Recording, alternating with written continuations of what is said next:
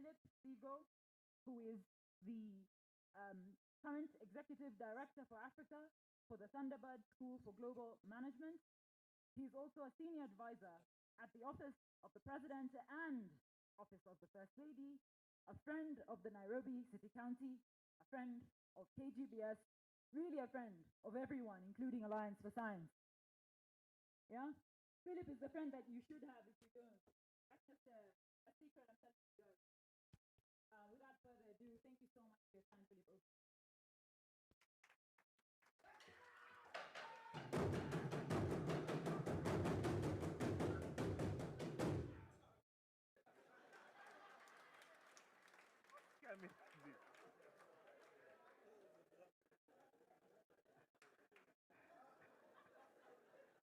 Okay.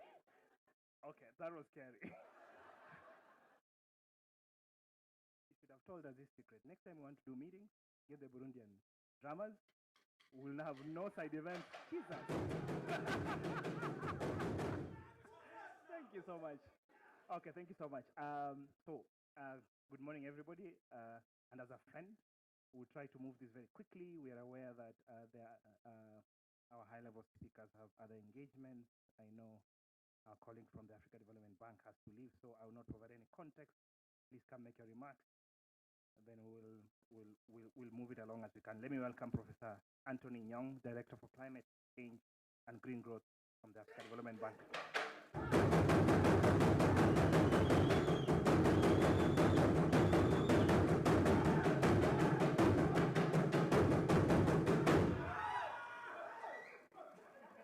Just tell me, isn't it great to be African?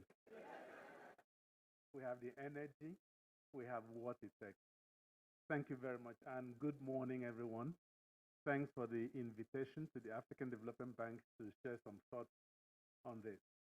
We are the African Development Bank, your bank. We have just one goal: to address the issues of underdevelopment in Africa. Basically, putting it right, to foster sustainable development on the African continent. And anything that threatens that, any threat that we have is a threat to the African Development Bank's existence. And climate change is one of those threats, and we are taking it head on. And so I'm glad we are all here because it shows our commitment to what we want to do on climate change in Africa. And what are we doing? We've told ourselves, look, we're a bank. Others are doing what they can do. No single institution can solve this problem alone. So we have committed between 40 and 45% of all our lending over the past 10 years to climate finance, which means we do about $10 billion a year, which means about 4 billion of that every year goes to addressing the issues of climate change.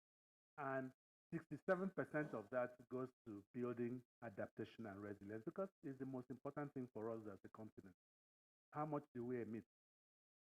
I tell people if every African fell down, died, and doesn't decompose, we'll just save the world 3% of emissions. But I can tell you what climate change does to people's lives, to the economies, and so on. Our issue is how do we build resilience to that? So we commit 67% of that result to building adaptation, and this makes us the first among all MDBs because we listen to the cries of our continent. We're not a big emitter. Does not mean that we are not doing things to keep ourselves low. The unfortunate thing is that the global community has forgotten us. We are not emitters. Attention is paid to high emitting continents or countries to bring them down. So we are not high emitters, and we're struggling with these little results we have for adaptation. Globally, it's less than 10%, and that's where we play it. So the African Development Bank is how to expand that horizon to make money available for others. I'm glad that we are here. This is an action zone. We have talked for too long. And I'm glad that's why when I saw this, I felt, even though I'm needed at KICC, but let me be here to encourage us. We have talked for too long. We have owned the worst narratives you can imagine. We own narratives like we are the most vulnerable continent, we are the least resource, we are the most impacted, the narrative goes on. I think we need to change. We have what it takes to change that narrative. Our natural resources are next to none. We have what it takes. We don't have the Eiffel Tower, but this is our Eiffel Tower. How can we harness such resources to address climate change? How can we address our social capital? How can we address our environmental capital? Tidy them up to address climate change. I can give you a list. 30% of all the good minerals, what we call the green minerals, are in Africa collectively. But where is it being used? Who benefits from these resources? Is it the Africans in Africa? Probably not. This is the narrative we need to change. We have what it takes to change our paradigm. And let me end by saying, not the first time. There was a time that Human Development Index was one of the Human Development Indexes was the number of telephone lines per certain number of people.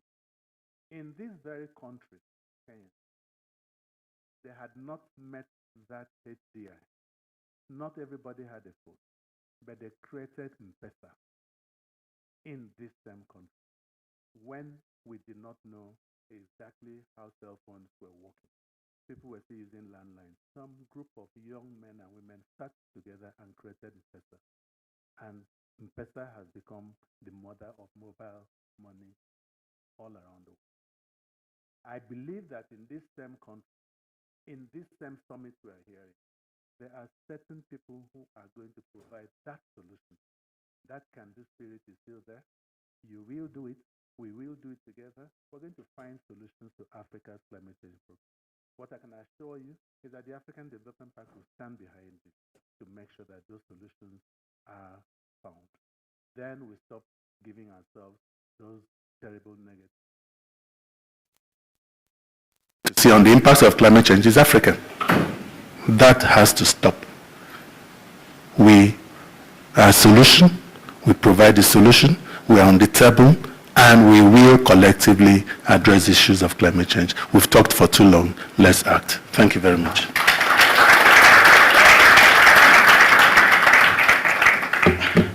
And as he leaves, of course, he leaves us with an able colleague, Somorin, who I think will stay for the rest of the meeting as he sees him off. Let me then re-engineer this again. Good morning. Good morning. After those drums, if you're not saying good morning.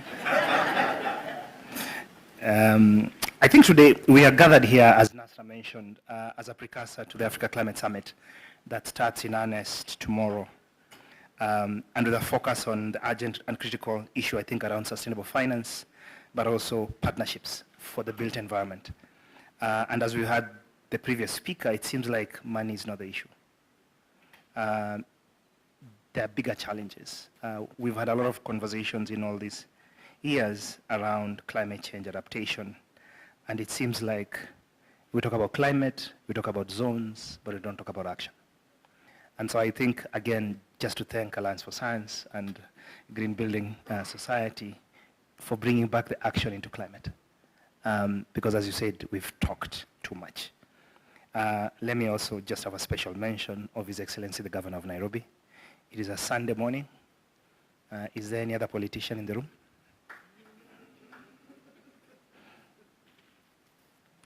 I think the silence speaks loud. And so let's give him a hand.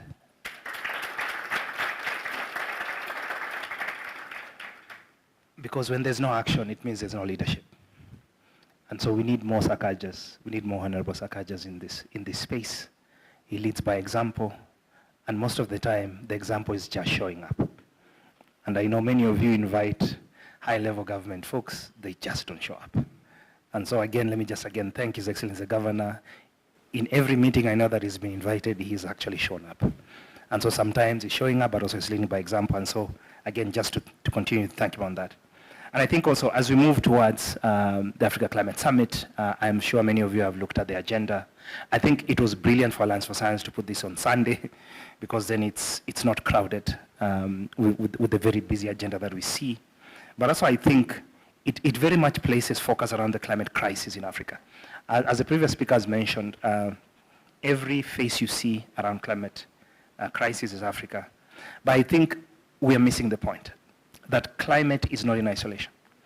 We're living in an era of multiple interconnected and accelerated crises, and climate just underpins that. But also, the impact and effect of climate is very much local, and more so in cities. And so I think it's just apt again when we have the governor of Nairobi here, even within his role as C40, to begin to visualize that and underscore that we need to place emphasis on where climate change affects many people most. It's good to talk about climate in these international spaces, but unless it is grounded in the realities of people, and according to, as you've heard, President Mbeki, being able to understand the very definition that I am African, then we know that we have to ground climate action within the realities of Africans. And so let me now invite Dr. Sheila. We also need some gender in this conversation. The Executive Director of the Alliance for Science and the visionary behind the Climate Action Zone, to give her remarks.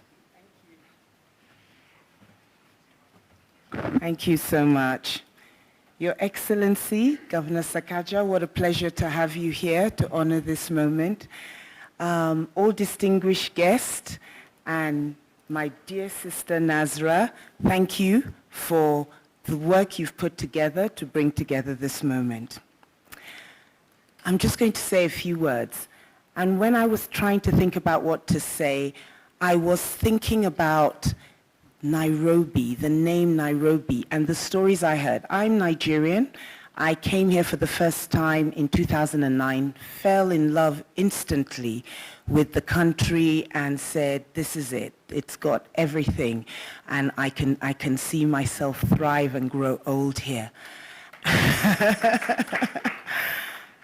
And I heard the story that when the Maasai came through this area, they said, Enkare Nairobi, this is a place of cool waters. We can find good pasture. We can thrive. This is a good place. And they blessed it and they honored it and they made it somewhere special. Who knew then what Nairobi would be? But the Maasai saw something that was beautiful and sacred when they called it that and gave it that name. Then when it became a city in 1963, and it became thriving and bubbling, and people said, this is the green city under the sun. Who knew then that by 1992, this greenery would be precious, that the word green itself would have a different meaning, that it was not an abundant resource, that it was something really precious. And who knew? But maybe we should have known. And then by 1992, when we had the Earth Summit and we all came together and said, something is happening to our planet. And what is it? And we began to notice. And scientists and world leaders came together and they said, what are we going to do about desertification, about water, about life on land, and all of those things? When we came together, we began to know. And there's a poem that always sticks in my head from T.S. Eliot. He says, after such knowledge, what forgiveness? Once you know, how can you forgive yourself for not acting? We cannot forgive ourselves because we know. We know, and we should have known, and we should know, and we can know. And so as we grow and we thrive and we see a city bubbling and thriving, the science that underpins it, the cool waters upon which the city is built, the pressure that is on the rivers, we know what that means. We know what that holds for the future. We should know, we can know, and we should begin to prepare because we are the ones that are causing this. And so we must take responsibility. And so it's wonderful that as we dream of better cities and more prosperity, and we should dream that, because we've had a long time as being the poor South, the developing world, the impoverished majority. It's time for us to dream of better futures, but at the same time we have the knowledge of what it will cost us and how as a planet we should prepare ourselves to meet those costs. So we know. So we at Alliance for Science, we are a global science communication initiative, and we help to bring the science to the fore, and we try and do it in ways that makes it easy and not makes it onerous, and helps people to take the science that they need to answer the questions and to prepare for the future that we want. So we decided to convene this space to bring together partners, to have those conversations, and we would help to bring a grand narrative to it, bring energy, bring enthusiasm for action, because we have no more time. There is no more time. And so I'm so grateful and excited that this moment is happening, and that we can now begin to prepare and dream big, but dream with the knowledge and the responsibility that is up to us to make sure that our future cities are sustainable. Thank you.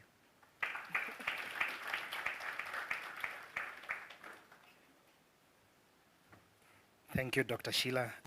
Now you understand why we have the Climate Action Zone from our adopted sister from Nigeria. We should do something about your passport. I'm lobbying publicly.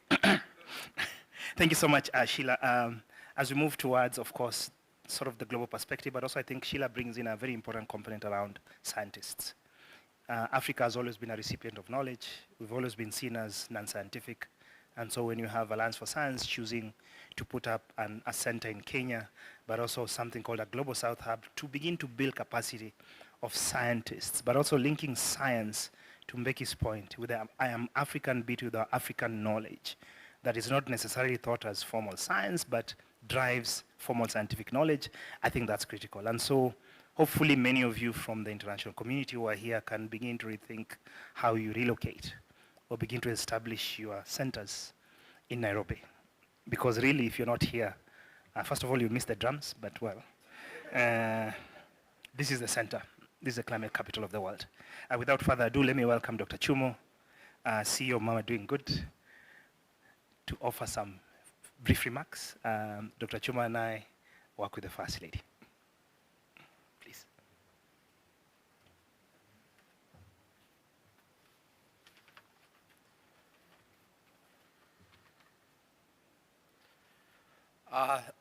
Good morning.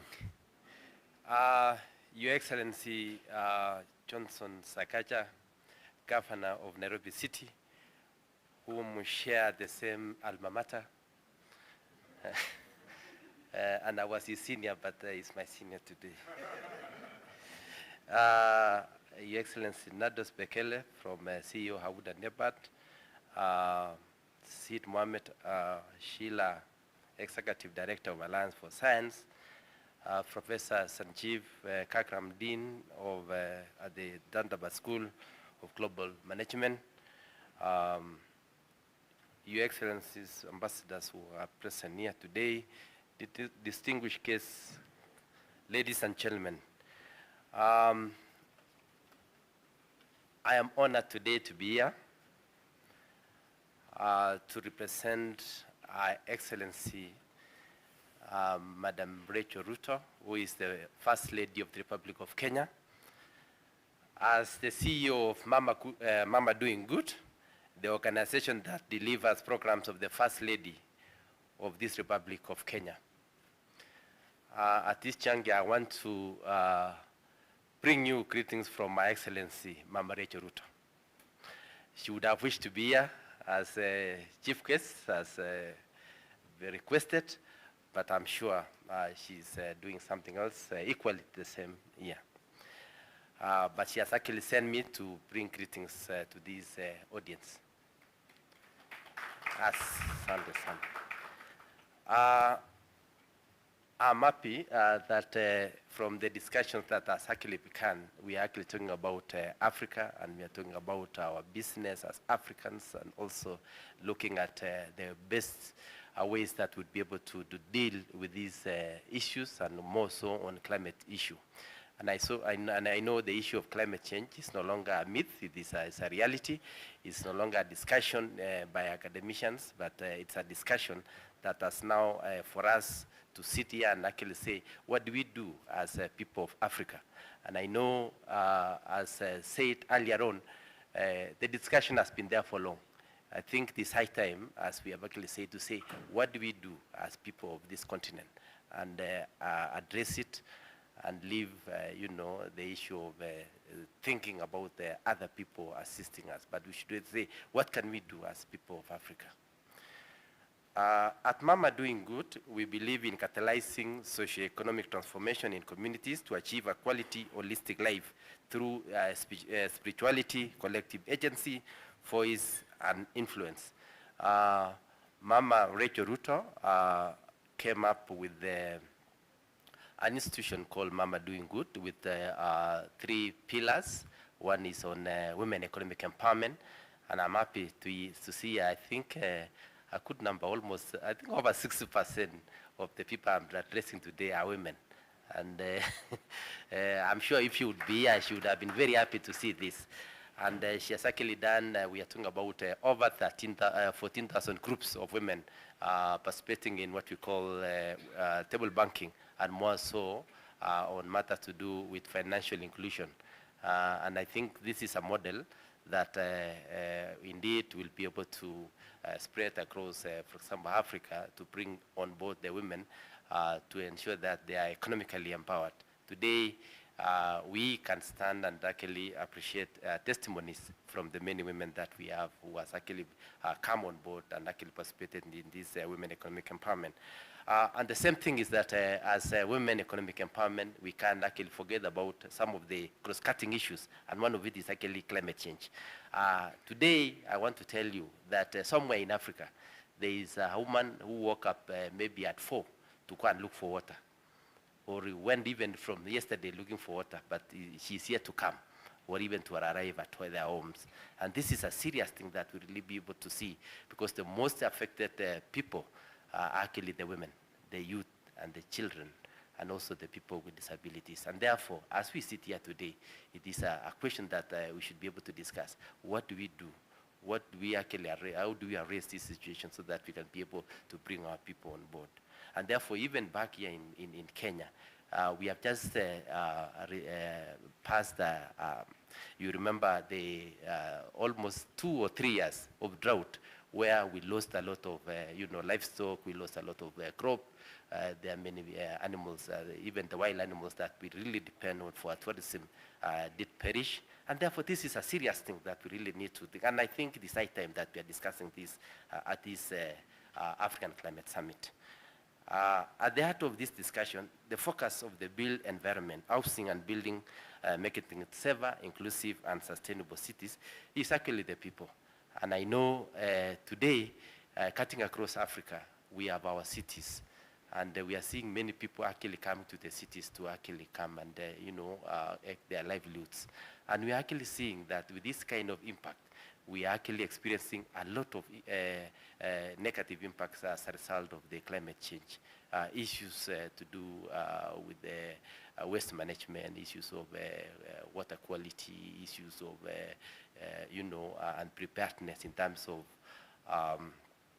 emergencies and those kind of things. And therefore, I think as people, we need therefore to look at it and actually look at what are the best ways to handle. And that is why I think through this discussion and through the Climate Summit throughout, as people of Africa, we need to actually look at what is our focus, what is our discussion, what would be our collective, I mean, our focus and our campaign as we go to maybe COP28. What is it in terms of the housing? And I'm happy that our governor is here. And actually, issues to do with, for example, the water quality. We have, for example, a river cutting across Nairobi. Any other city whether it is in West Africa or North Africa and all that, we are talking about our water quality. We are talking about the air quality. We are talking about how safe our buildings, courtesy of the effects of climate change. These are the discussions. In particular, those most adversely affected when this is highly prioritized are the women, the elderly, the children, as I've said, and we cannot afford to leave them behind. They need to participate right from the formulation stage of policies and interventions. And I think for sure, the most important thing is that we need to really look at our policies, look at the ways that we are actually talking about in terms of implementing them. And more so, I would want to say that I think, as we've said, we've discussed and we have talked much more. We have even those policies. The issue that is actually we need to do is to implement them, is to work on them. We are not having shortage of policies and even legal mechanisms. We have them. If you go today, we have a lot of, go to our shelves. We have all the legal mechanisms, even at the county level. The challenge here is probably implementation. And I think our discussion today is, it is high time. It is now that we need to implement them for the benefit of our people, for the benefit of the future of this country. It is for this reason that Mama Doing Good, we envision and aspire to work towards an equitable society where every person lives a happy, fulfilled, and transformed life.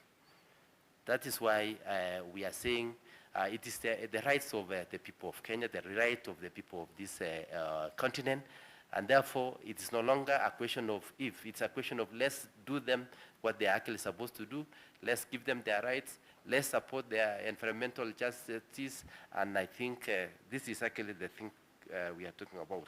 Empowering women, youth, and children is a priority in creating better societies, and it is for this reason we have assisted over 14,000 female-led women groups that bring together over 170,000 women through our Joyful Women program.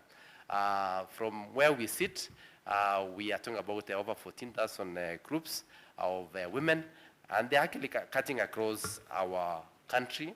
We are now in all the, approaching all the 47 counties. We are also proud of our African heritage, and through Karakana, our social enterprise, we facilitate the transfer and preservation of indigenous skills in the production of quality handmade items for sustainable livelihoods and the well-being of over 100 vulnerable groups. As we, from where we sit, we have a program called Karakana where we bring on board women, and more so the vulnerable women. We are even including the women who are actually at the prison, who are actually doing what we call the cross-stitch for them, and with a lot of thematic in terms of environmental and climate change actions. And by the way, the women who are actually in these, prisons, they are not there because probably they are criminals as such. Some of them were actually found, maybe they were actually fighting for their families and all that, and they found themselves being locked. But we have actually, through the compassion of Our Excellence, the First Lady of the Republic of Kenya, has been actually bringing on board the women, and more so ensuring that we also conserve and deliver the issues of climate change. I want to welcome you when you go to, we have the First Lady's Pavilion at the KICC. Make sure you just pass there. You'll be able to see what I'm talking about. We are excited to have you join us in supporting Africa in taking charge of its narrative, and look forward in particular to shaping and championing African solutions to Africa and the world. The discussion and efforts today to mobilize climate and carbon sustainable finance to build green and resilient cities for a better Africa is timely, and as the continent grapples with rapid urbanization. We also support the efforts that brought you all here, because to the First Lady, climate action is crucial in winning the investments and development conversation in Africa.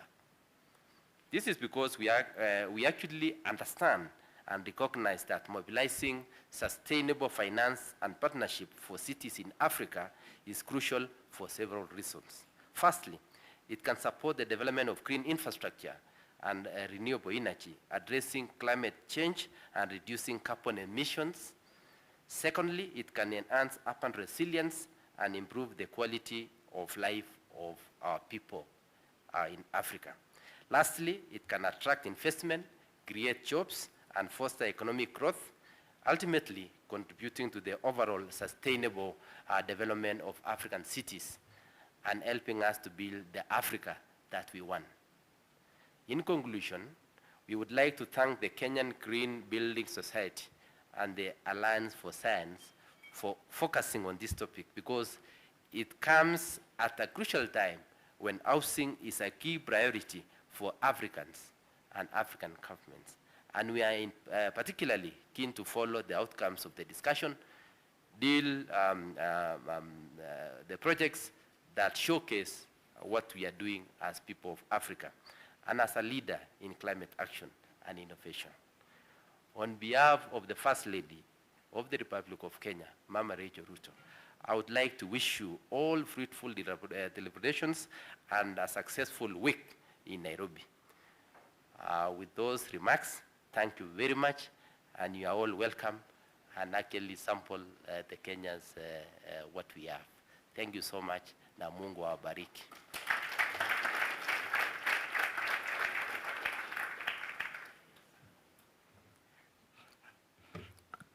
Thank you so much, Dr. Chumo, CEO, and the Office of the First Lady, and Mama Doing Good. Mama Doing Good is more than 300,000 women across 47 counties, 15,000 groups, revolving $20 million US, their own money. We're talking about finance, so when you say I'm African, that's their own cash. So I think it's important to think that women just don't want to be helped. They have their money, they just need support. And in most cases, they need men to stay out with their violence. Tumesema violence ni ya kawaida. Without further ado, it is my distinguished honor, and if we can remain upstanding, to welcome the Governor of Nairobi, His Excellency John Sakaja.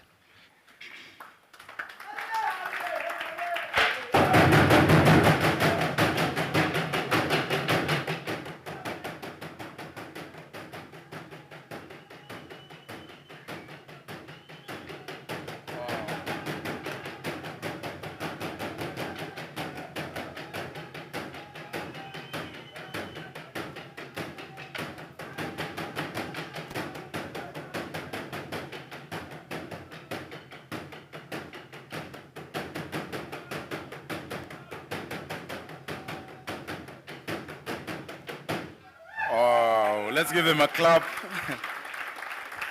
Please, let's be seated. I've asked my team, County Secretary, we must engage these guys. Every time of a meeting, isn't it the most African way, for applause? Well done, well done. The team from Burundi, let's clap for them.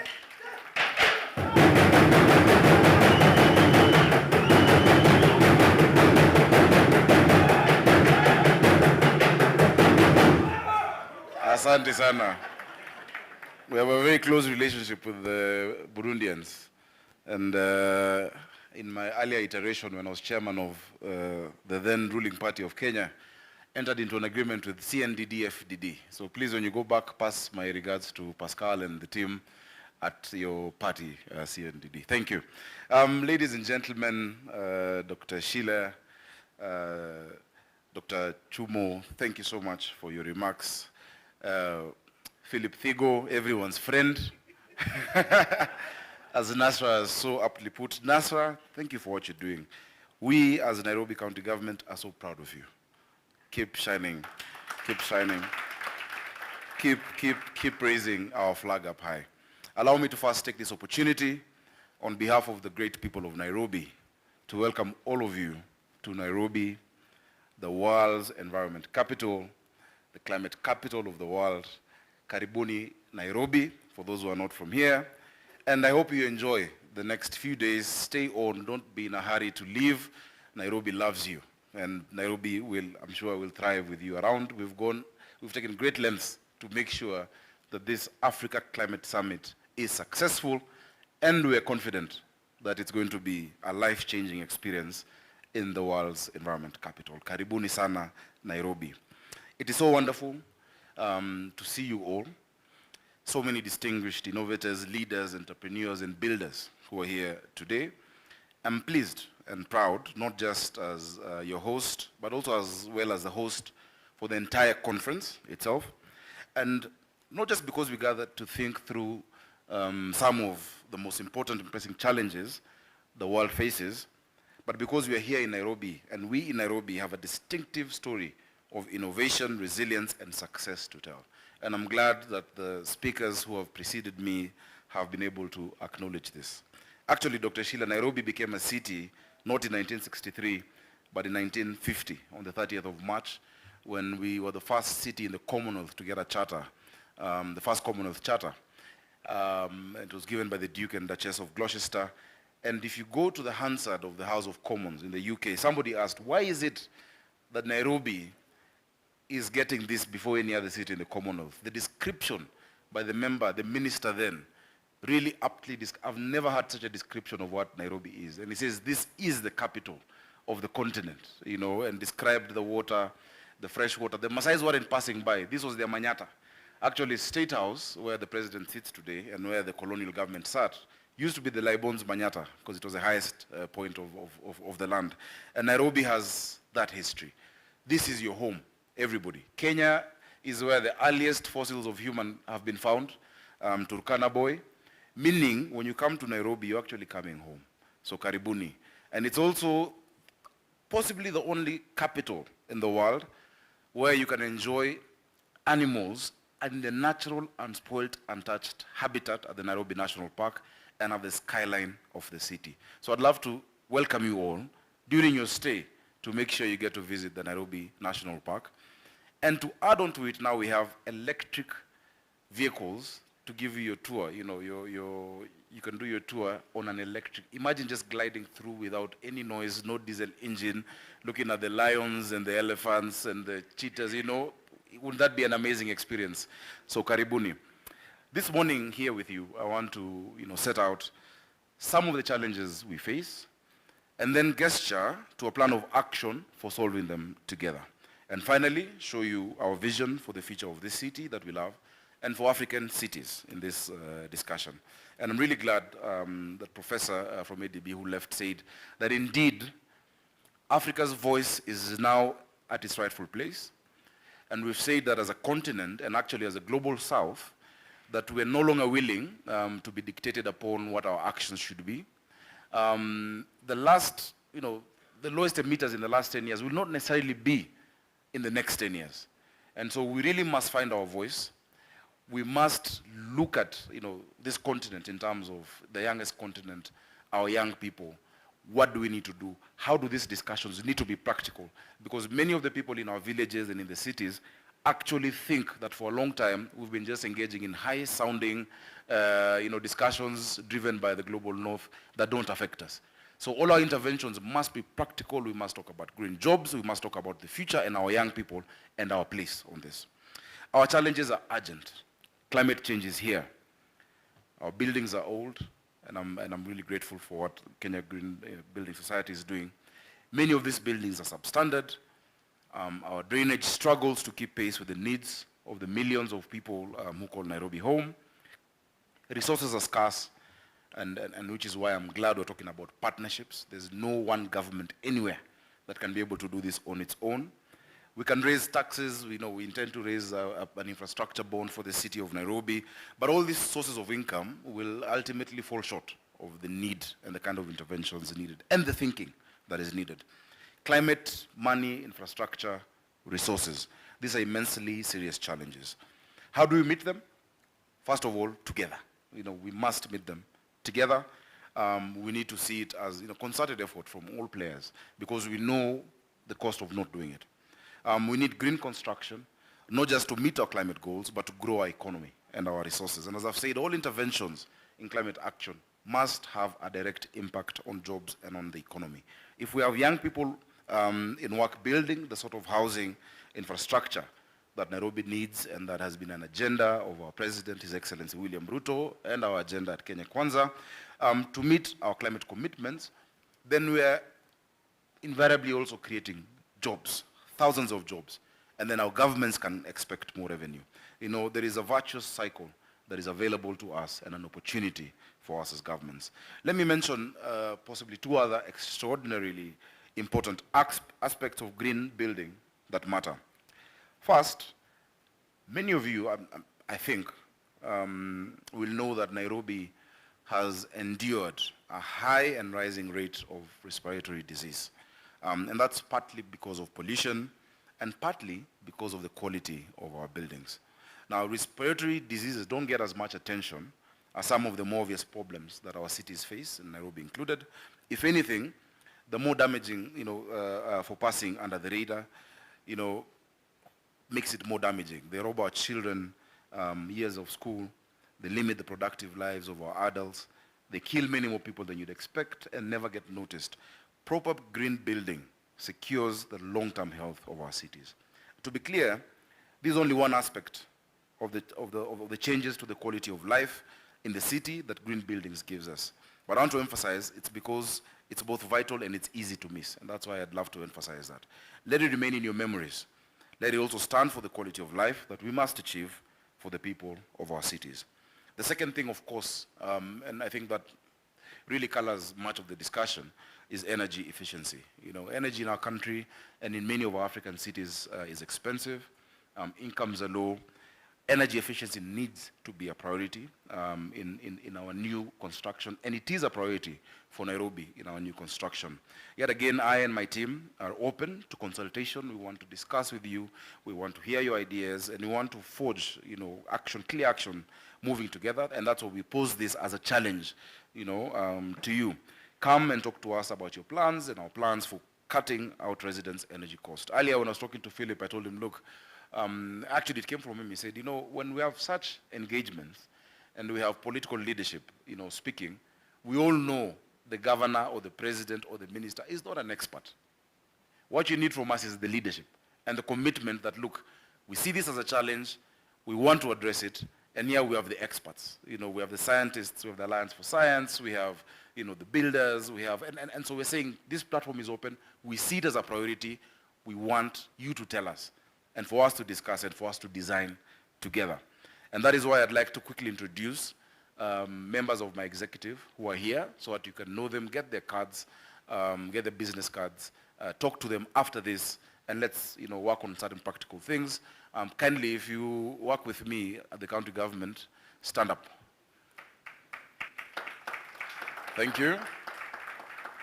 I'll start like this, from my right. Njenga is my climate advisor, actually, and is working with us both in C40. I'm the vice chair of C40 Cities. I deputize the London mayor. And now we have a co-chair, Aki Sawyer from Freetown. So that is Njenga. He is the expert. He's one of my experts, so please engage with him. We have Malawi from Green Nairobi.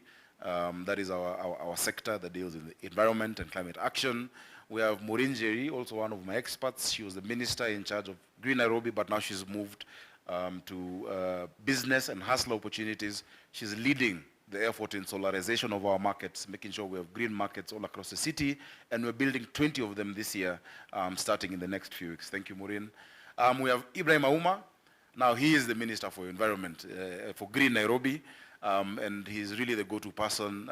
He leads the sector in all our interventions around this topic. It's a coincidence. His chief officer is also Ibrahim Otieno, who's chief officer for Green Nairobi. Patrick Analo is the county secretary. He's the head of our public service in the county government of Nairobi. Behind him is Priscilla Mahinda, who is the chief officer in my office, and also another Priscilla next to her. I think we have a shortage of names in Nairobi County. And she's in charge of the governor's communication unit. Please have your seats. This is a team that I'd love you to engage with, to get to know, and they are available for us. Of course, there's climate, finally. We need you in the built environment. And of course, built environment, more than just housing, gives our people dignity, you know. Our theme is to create a city of order, dignity, hope, and opportunity. Just how the built environment is, gives people a sense of dignity, changes outcomes, reduces, you know, vices. I've seen experiments that have been done. You know about what was done in New York many years ago, with just the painting and fixing broken windows, and crime went down more than 30%, just because people felt, you know, that the environment they're in is dignified, and so they then reciprocated. Hi there, with the dignity. I didn't see. Finally, and as I've said, we need to align, and we need you to align your construction with our climate standards, and to talk to us and with our teams on how we can improve our climate profile. We are measuring emissions throughout the city. We are measuring air quality. We know what the hotspots are, and we have interventions that we think can work. We need to hear your ideas. And all of this we can do, all of this we will do. And I want to repeat what I said earlier. We can have a virtuous cycle of jobs, skills, revenue growth, and environmental responsibility. None takes away from the other. But we need to start building the base of skills and incentives right now. As it happens, and I'm really excited that our partnership with Kenya Green Building Society has already borne fruit.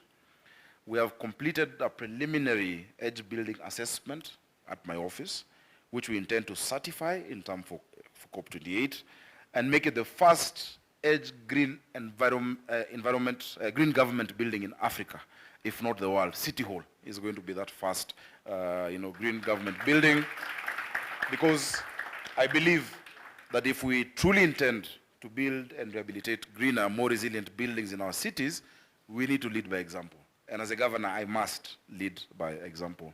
I got challenged this morning when I was flagging off the e-mobility vehicles outside City Hall, and a team from the UN. I drove one around. It's really nice, you know. But then the team from the UN showed me the UN resident coordinator's vehicle. Is fully electric.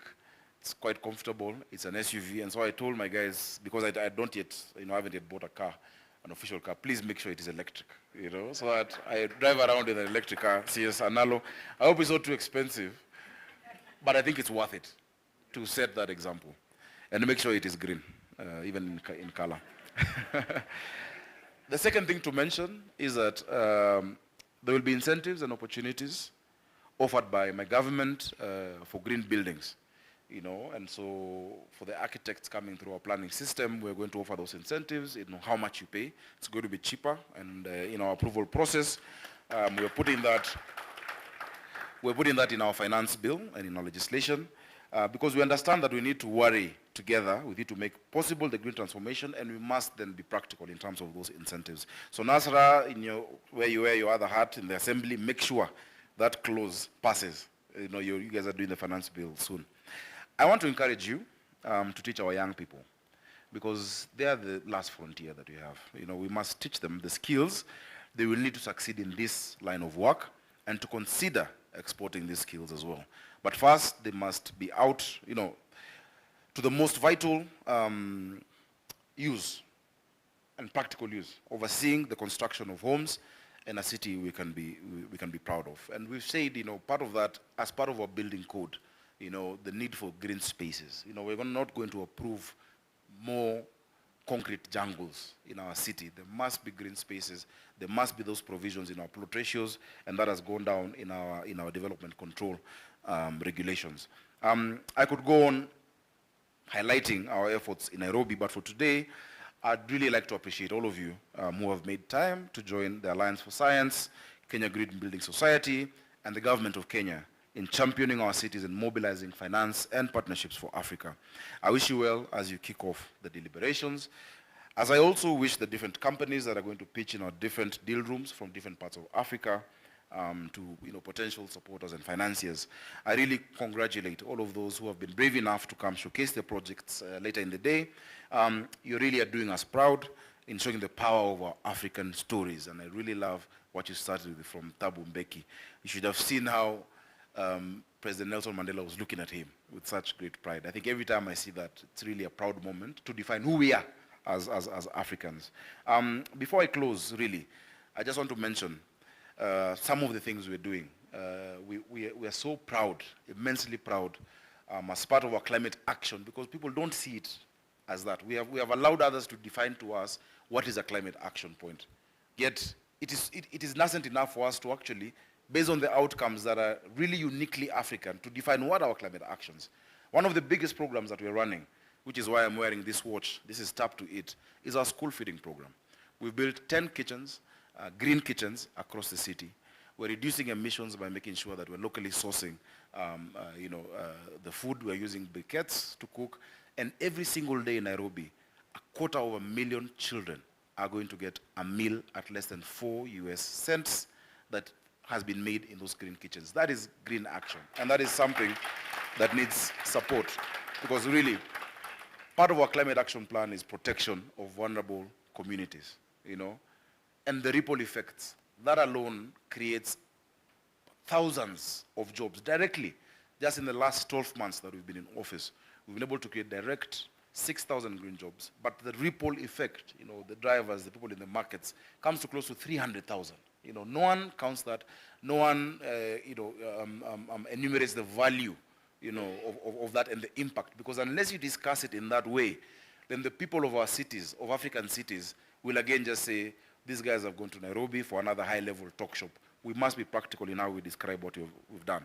Sustainable food systems is what we're creating.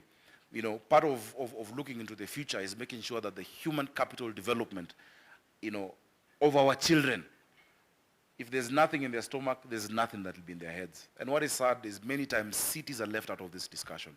All interventions when it comes to hunger are focused in arid areas, yet the urban poor suffer the most. We must build resilient cities, and feeding the children is that. And so, in as much as we've started Africa's largest school feeding program, I'd love to encourage all of you from other African cities to think about it, to work on it. You can imagine the children who are getting 650 grams of a healthy meal are not finishing their meals, they're taking them back home. There is something happening that is not being considered by many of our governments. Of course, as I've mentioned, incentivizing green agriculture, architecture through the permit fees is something that, might look like you're losing out if you have that myopic, view of revenue. But I think what we save in the long run and what it creates for our, for what we would have needed to spend in the future is an investment. And so we are reducing the permit fees for green architecture and actually making it mandatory for certain aspects to be considered. We are currently renewing 9 estates in Nairobi, which are providing 40,000 housing units. And we're making sure that their energy, they're green in terms of energy-saving fixtures, water-saving fixtures, stormwater drainages, as environmental protection facilities. That is a must. We've told all of those 9 companies that have won the tenders and that have won the bids that this is an irreducible minimum. This must be the character of housing in Nairobi as we move forward. Of course, yes, just clap. You guys, what happened?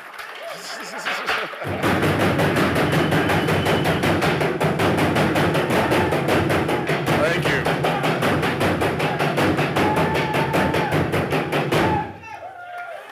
And I hope you guys will come with me for my next meeting down the road. Of course, finally, flood mitigation strategies. We're really working hard. We know El Nino is coming. And so we're focusing on, of course, stormwater drainage, rapid response initiative, clearing all our cities' drainage networks in preparation for the heavy rains, which, of course, are coming as a result of, climate change and as a result of how irresponsible we have been in the past decades. So allow me to finish by really giving you a story of the vision that we have. Because I think, as you said, what has been missing is vision and leadership. I see a Nairobi that is prosperous, a Nairobi that is skilled, a Nairobi in which dignity and opportunity are possessions of every resident of this county. I see a Nairobi that is climate resilient. I want a Nairobi that takes care of its environment. And I hope you're ready to join me and to join us in achieving that vision, not just for our Nairobi, but for our African cities. Lazima iwak. Thank you, and enjoy the rest of the sessions. God bless you.